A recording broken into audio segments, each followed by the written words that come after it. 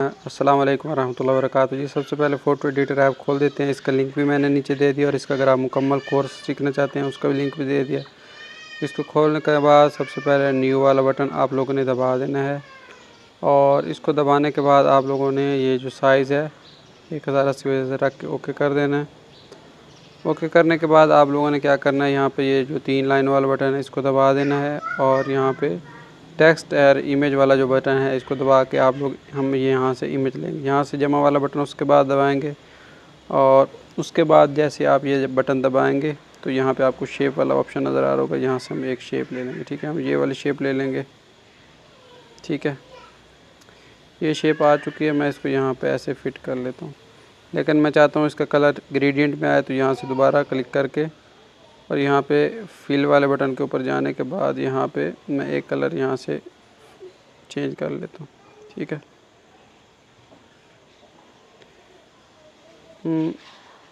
थोड़ा सा ये कलर ले लेता हूँ। ठीक है, तो थोड़ा और नीचे कर लें।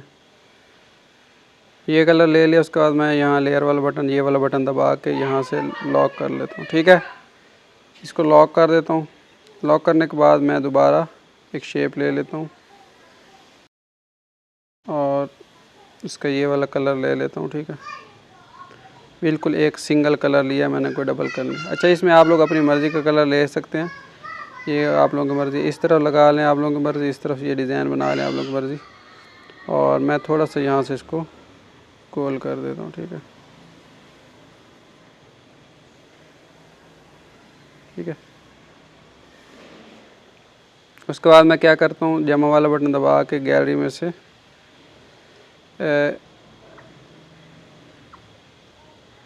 मेरे पास यहाँ पे एक हज वाली तस्वीर है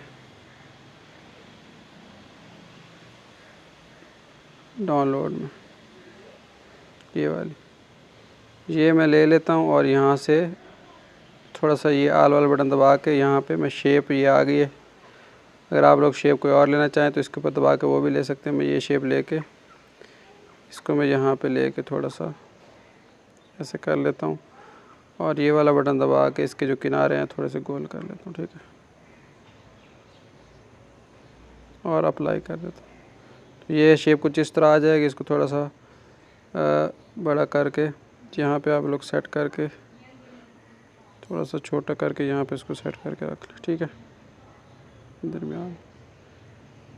ठीक है, नीचे वाली शक्ल पे थोड़ा सा हम यहाँ से शेडो वाला ऑप्शन है, यहाँ पे इसको थोड़ा सा साया लगा देते हैं, ब्लरनेस थोड़ी बढ़ा देते हैं ऐसे। ठीक है,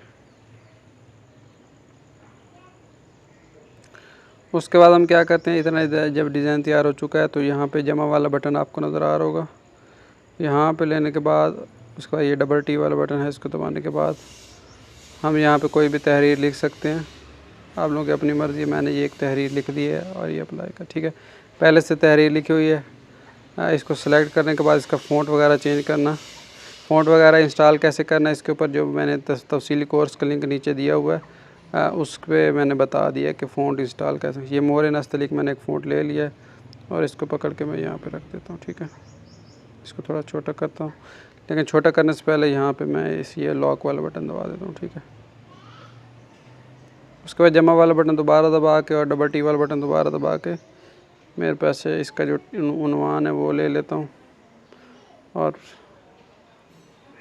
पहले की तरह करके इसको मैं यहाँ पर रख लेता हूँ। ठीक है, इतना हो गया। इसको थोड़ा मैं और नीचे करता हूँ। उसके बाद मैं एक और शेप लेता हूँ। पहले टेक्स्ट लिया तो अब शेप लेता हूँ और ये शेप मैंने ले लिया। इसको मेरा किनारे गोल नहीं चाहिए मुझे, लेके इसको मैं यहाँ पे रखता हूँ और यहाँ से पकड़ के यहाँ पे करके और इसको बैकग्राउंड के ऊपर ले आता हूँ। ठीक है, इस तरह हो जाएगा।